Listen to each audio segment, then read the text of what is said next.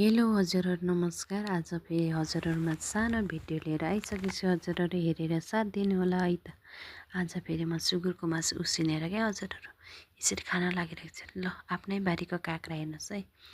अनि यता साइडमा छ नि आँपको अचार क्या हजुरहरु।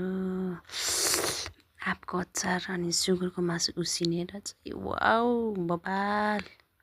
अब चाहिँ म खान लागिरहेको छु है। हजुरहरु हेरेर साथ दिनु होला नि हजुरहरुले पनि लाइक कमेन्ट हान्न नछुटाउनु होला है त।